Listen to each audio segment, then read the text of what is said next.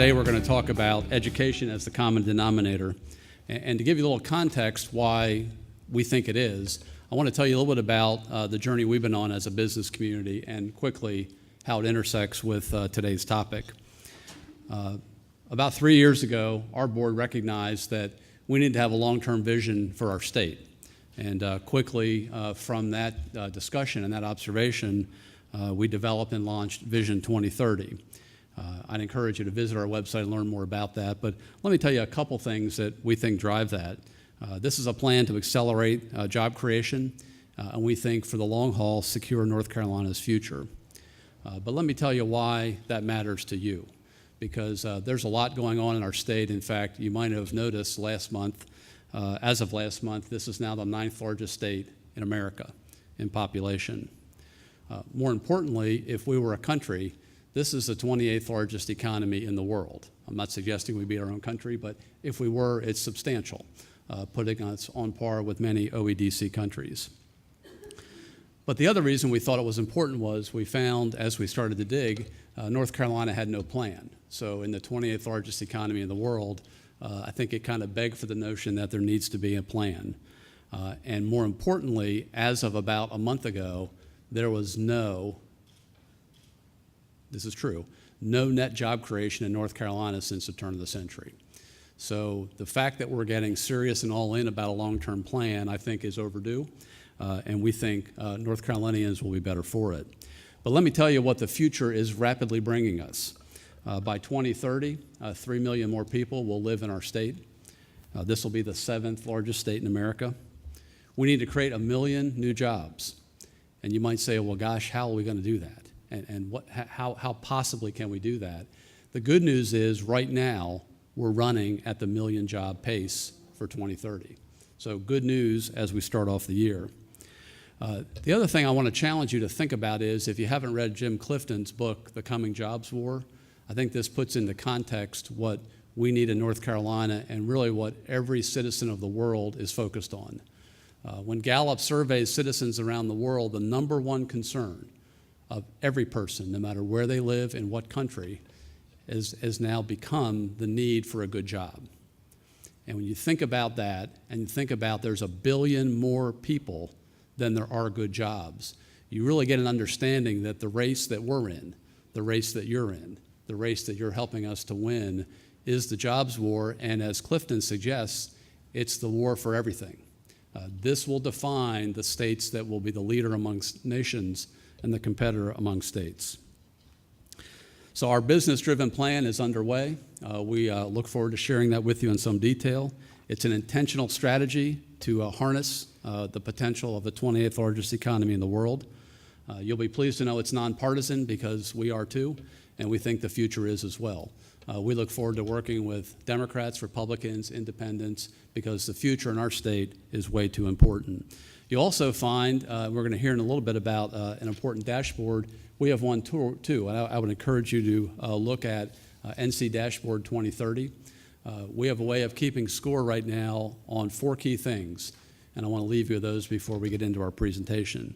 The 4 things that business leaders have said we have to get right to secure North Carolina's future, tied to education and talent, competitive business climate, infrastructure and the tools that enable growth, and innovation and entrepreneurship.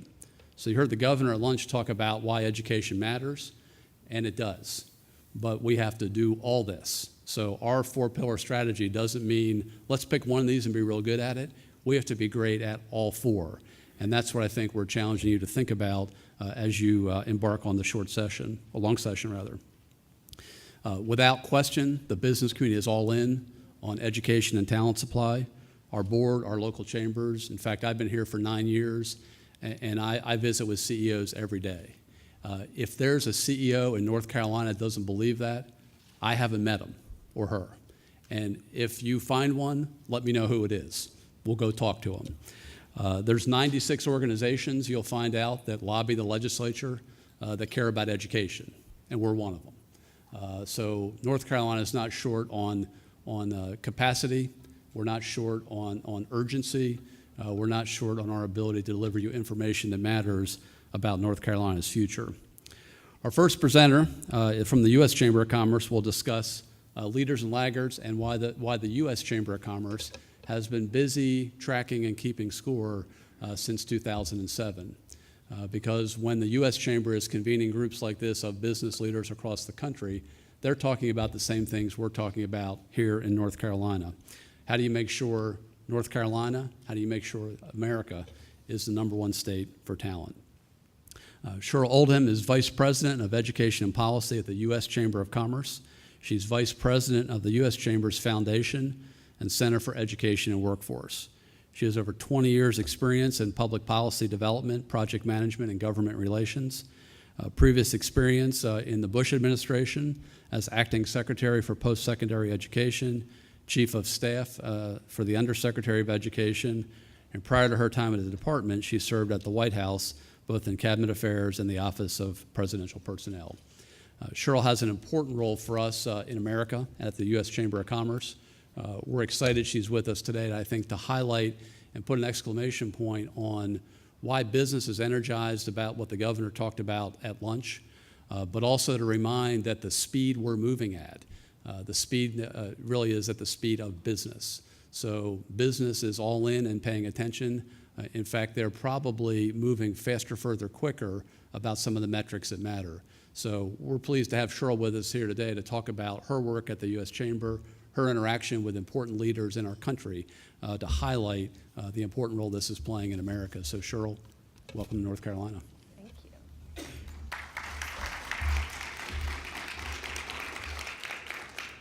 Thank you, Lou.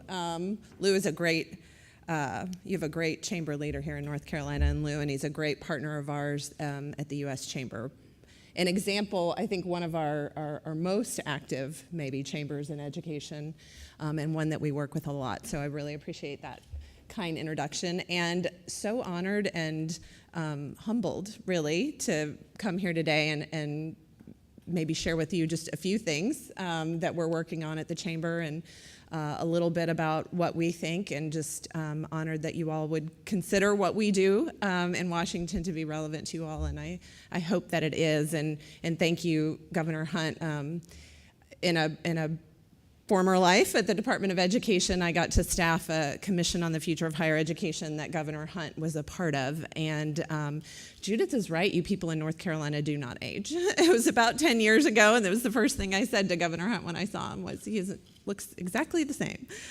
So I'm really, really happy to be here. And as Lou mentioned and says up there's a couple titles, and all that means is that I get to work on education with the U.S. Chamber of Commerce. And for those of you who may not be entirely familiar with the Chamber, we are the largest business organization largest organization representing the interests of business in the country. And we have really 3 sort of major focus areas: jobs, growth, and opportunity. And really, education undergirds, is sort of the foundation for all 3 of those. And so I really kind of have the best job. And I get to wake up every day and work on sort of this issue that is, really the civil rights issue of our time, I think. My former boss, President George Bush, talked about education as a civil right very eloquently recently in a speech at a civil rights summit at the Johnson Library in Austin.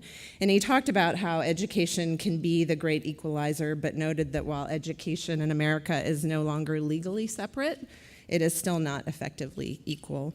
And here's an example that I think is kind of hard to imagine in our country today, but even harder to fix. If we look at the National Assessment of Educational Progress, the NAEP, what we call the nation's report card, the average reading score for a white student at age 13 is about the same as an African American at age 17. 4 years, 4-grade achievement gap. And as President Bush said, in an economy where higher skills are ever more necessary, in a nation dedicated to equal opportunity, that is scandalous. So something like that sort of ought to be that uniting, something that unites all Americans, sort of regardless of political party. But these issues are difficult, as nobody needs to tell you all. Controversial, well-meaning people can come together and but disagree on whether and how this is fixable. But like all of you, the U.S. Chamber understands the urgency of these issues and sees the clear connection between the quality of our education system and a growing economy, between the quality of our education system and the ability to create jobs, between the quality of our education system and individual opportunity. So, as Lou mentioned, it's almost 8 years ago now, we started doing a report called Leaders and Laggards. And it was really something that Tom Donahue, the president of the chamber, one day said, we were about 5 years into No Child Left Behind. We had a lot of data, states were doing a lot of things, but he just said, this is important to the business community, we want to know how states are doing. And so we partnered with an organization called the Center for American Progress, and it was kind of one of those strange bedfellows kind of deals, like the more right-leaning U.S. chamber come together with the more left-leaning CAP, and we'll identify a set of indicators that are important to all of us. And so we first did it back in 2007, and I, am excited to sort of come here today and talk to you a little bit about the most recent report that we released back in September, which was an update of that 2007 report. It allowed us to sort of show progress over time. But I want to start just a tad and talk about, why the chamber, why the business community. And if you think about it, the business community really is sort of the largest single consumer of the education system. And we sort of feel like at the chamber, we can't be passive consumers. It's important for the business community to not only engage in the debate, but to really be a leader in it. So we go about engaging in these issues and asking leaders like all of you in this room to join us. I think it's important that we talk about what it is that we want and what it is that we think that we need. And so just briefly, businesses want to do well. That goes without saying. They want to turn a profit. They want to have the ability to expand and invest, and they want to be able to compete both home and abroad. And they want the environment that allows them to do that. But they want to do good, and they want to create opportunities for Americans and provide a good wage for hard work. Businesses want to help employees establish meaningful careers and advance as far as their effort and abilities will take them. They want to innovate. They want to help enhance the quality of life and advance our society by offering the best products and services in the world. And ultimately, businesses want to contribute to a vibrant economy, driving growth and strengthening our competitiveness. And to do all of those things, they need people. Without people, they can't grow, they can't hire, they can't drive the economy, can't compete, can't innovate. And so human capital really is the lifeblood of business. And we need a competitive workforce that will draw that global capital to our shores and help keep the United States the best place in the world to invest and do business. It's certainly the premier destination for global investment, but there are certainly plenty of other nations vying for that position, and you see it in the statistics all the time. We really need that steady pipeline of talent. That means that one generation of American workers winds down, the next is ready to go. And we really look to our K through 12 education system to be that strong foundation upon which all of that is built. So, how is the system doing? And I think in a lot of respects it's falling short. And all too often across the country, it isn't providing that foundation necessary for that modern competitive workforce. And worse, it isn't providing students with the foundation that they need to contribute and succeed in the economy. At one time, U.S. students ranked near the top of the world in key disciplines, but today we're lagging behind those global leaders, and these are statistics I'm sure you guys hear all the time. Among those OECD nations that Lou referenced, the 34 leading economies, we rank 17th in reading, 21st in science, and 26th in math. About 70% of U.S. students fall short of being proficient in reading and basic math on international standards. Another, even more disturbing, some 60% of college freshmen require some kind of remedial coursework, And I think, as Michael mentioned earlier, we know that those who do require that remedial coursework are less and less likely to graduate. So it's no wonder that we've fallen from number 1 in the world in the percentage of young adults with a college degree to number 10. And these factors just continue to contribute to this skills gap. And that skills gap is putting a great distance between unemployed or underemployed, underqualified Americans in many of the high-paying jobs in the fastest-growing industries. So there's like 4 million jobs vacant in this country right now, and it's due in part, not entirely, but in part because we can't find the qualified candidates to fill them, and that number continues to grow. According to Georgetown Center on Education and the Workforce, by 2018, more than 2/3 of our job openings will require some form of a post-secondary credential, and we're projected to fall short of that by about 7 million workers. So that's a little bit of a grim national picture, and talk a little bit about North Carolina. As I mentioned, we did just release Leaders and Laggards just a few months ago, and we have a whole series of metrics. Would encourage you to take a look. It's all available online, interactive map, the whole thing, U.S. Chamber of Commerce, uschamberfoundation.org. Choice, post-secondary readiness, return on investment, truth in advertising technology, preparing a 21st century teacher workforce, but really important ones that sort of rise to the top or are just those very simple academic achievement for low-income and minority students. And for academic achievement writ large, North Carolina is very much in the middle of the pack, receiving a C. 45% of North Carolina's fourth graders are proficient in math, 35% proficient in reading. At 8th grade, it drops a bit, 36% of students proficient in math, 33% proficient in reading. When you stop and think about it a little bit, and I think about this a lot when we do these reports because we kind of grade on a curve, we give 10 A's. Even the A's are abysmal, and the fact that 45%, 36%, this is a C, really demonstrates, I think, how deep this national problem is. A couple other key indicators that I just want to highlight a bit for you. The post-secondary readiness and international competitiveness. We looked at sort of AP passage rates around post-secondary readiness just as a very important indicator of how well students are prepared to be successful in college. And again, you're around national average, actually a little bit below. We also looked at high school graduation rates. North Carolina's slightly below the national average. 19 out of every 100 high school graduates have passed an AP exam.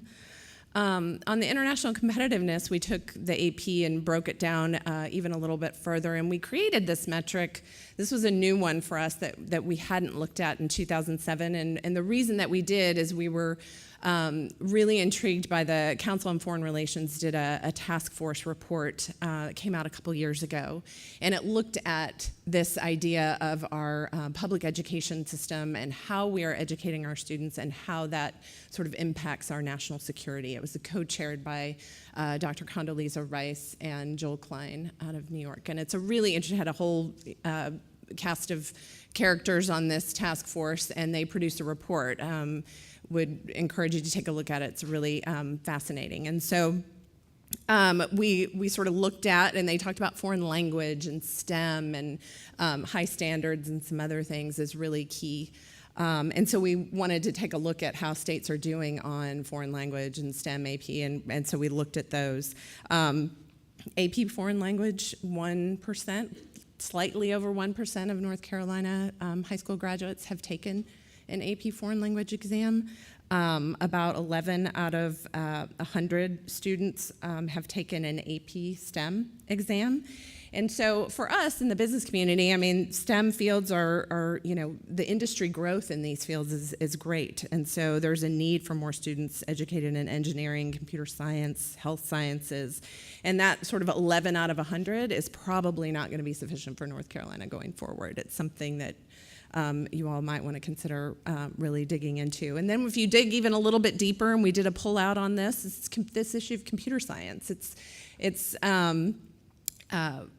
really astonishing when you look at the nation. The leading state in the country, Massachusetts, has like 1% of its high school graduates having taken an AP computer science exam.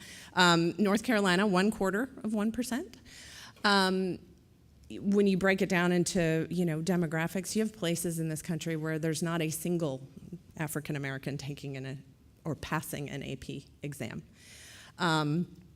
Technology companies spurring, significant growth in our economy and hiring large number of employees trained in computer science. The Bureau of Labor Statistics is predicting 30% increase in demand for software developers by 2020, much faster than most any other industry. So it's a place that we really want to take a look at. And there's lots of efforts across the country to sort of expose students to more computer science. So what is the solution? I'm gonna suggest humbly 5 areas for you to think about and focus on. Stay the course on accountability. It's not always popular, but accountability is really crucial to closing that achievement gap. And if there are no consequences for underperforming schools, the status quo will prevail, and broad swaths of students, mostly minority and low-income students, will continue to slip through the cracks. I'll talk a little bit more about this, but assessment and measurement, obviously a key component of accountability, but that's sort of what comes next, the consequences piece, the measuring against a goal, setting goals and measuring against them. The feds are getting out of this business, so it's going to be up to states to develop those accountability systems for yourself and set those goals for yourself and have consequences for not meeting those. Second, we're big believers in choice, and that means a lot of things. It's not just private school choice or charters. There's, as Michael talked about, there's so many options with regard to blended learning and online learning choices. Homeschooling is another piece. Just choice for parents, and certainly you all have done a lot in this area. Third is higher standards and staying the course on implementing them. Judith mentioned higher standards, HIRE, and it's something that you all have gone through the struggles, and there will be continued struggles around this. We have made no secret of our strong support for raising standards, and it was long before we ever heard the dirty words of Common Core.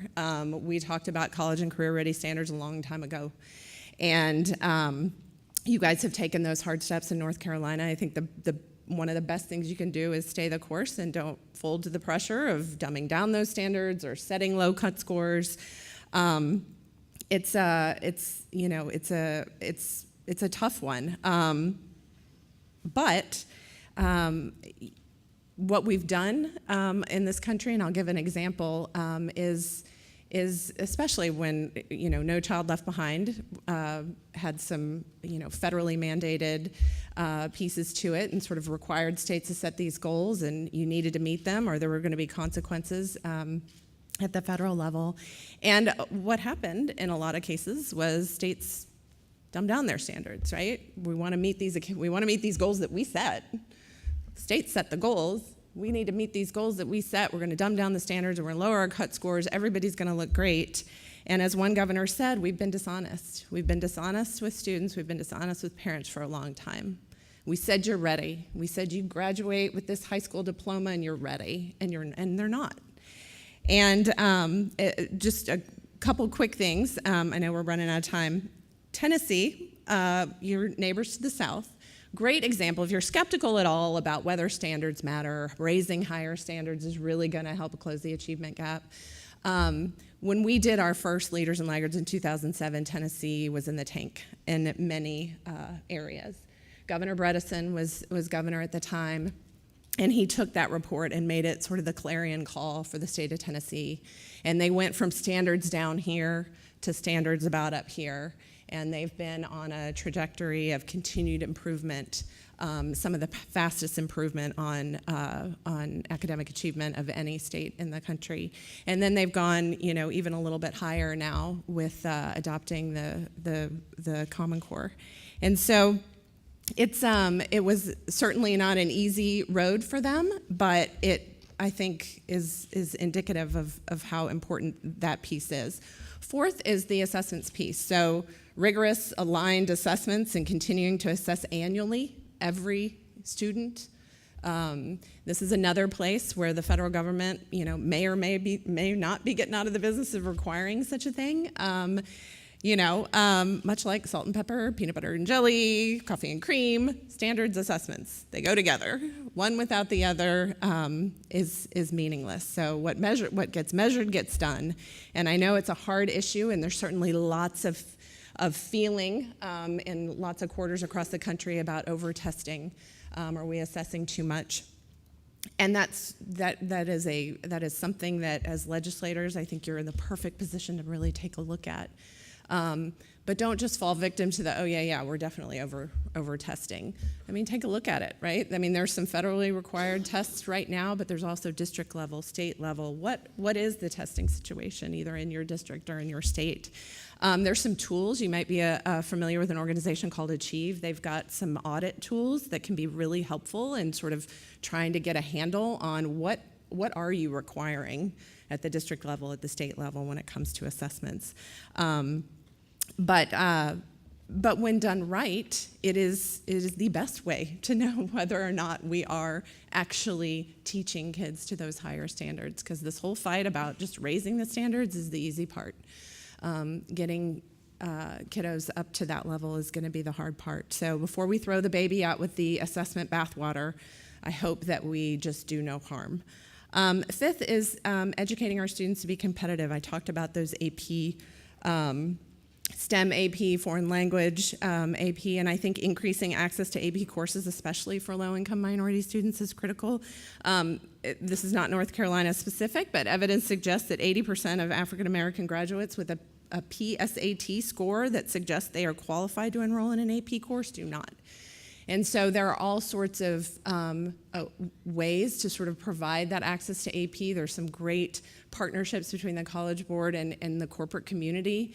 I think it's Google and Dell are committed to, if you've got 10 students that are qualified to take an AP course in a school and they can't afford to provide it, they'll pay for it. So there's lots of, I think, a lot of opportunity to leverage the business community in some of these places. So I'll end with this. As my boss, Tom Donahue, likes to say, we have jobs without people and people without jobs. No doubt the shortcomings in K through 12 education are not entirely responsible for this problem, but they are certainly contributing to it. And if we're serious about upward mobility and opportunity, which I know all of you are, and for every young person to be enrolled today, we have to do everything we can to ensure the best education for all of them. So 5 things: consequences for low performance, choice, high standards, aligned assessments, competitiveness. Those are my 5 things. So thank you.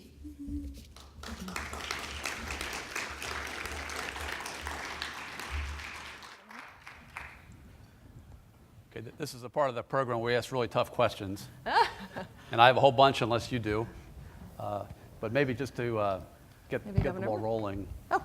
And I'm just here for the next. Okay. Oh, okay. All right. No, not to rush you off, but maybe to get to the quick of it. I mean, you work around the country. North Carolina's been in the same boat economically that most states in America have faced. Our budget, I think right now, is about the same size as it was in 07 and 08. So we've had some fiscal challenges. When you look at the states that have figured this out, they're obviously not waiting for money to show up. I mean, what are some of the best examples of states that have said, we're going to embrace our reality and the 5 things you've talked about, but here's how we're going to tackle that issue, recognizing that times are tough? Yeah. I mean, I don't think anybody, Tennessee's another great example. I don't think anybody's,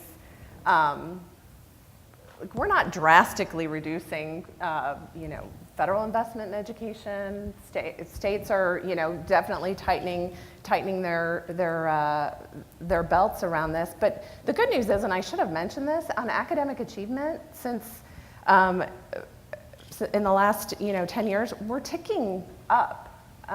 We are making progress. It probably isn't the progress that everybody would love to see, but we are making progress, and I think that's no accident. It's no accident because we're actually doing things that pay attention to how students are doing, and we're setting those standards, we're measuring against them, we're paying attention to how students are doing. So we're ticking up, but yeah, I mean, states, and you can look at the report and look at sort of the return on investment piece. Places like Tennessee, I mean, they are not spending the, you know, enormous amounts of money per child investment as other places are. It's not, it's almost like Michael was saying with regard to technology. It's not just money for money's sake. It's not just technology for technology's sake. You got to implement the sort of the hard things that go along with it. Just throwing more money at a problem is not necessarily gonna lead you with the results that you're looking for.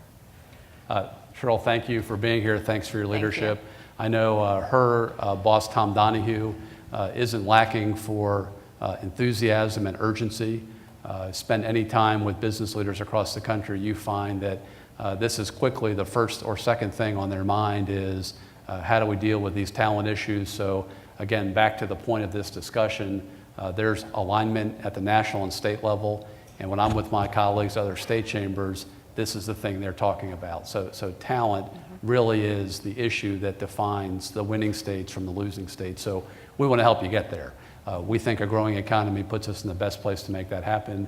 We're committed, like Cheryl is, to keeping score, because by being transparent, we're not kidding ourselves where we have A's and where we have F's. We want to work on our F's, and we want to work on making our A's better. So thanks for your leadership, Governor. Thanks for the opportunity to be here. Thank you.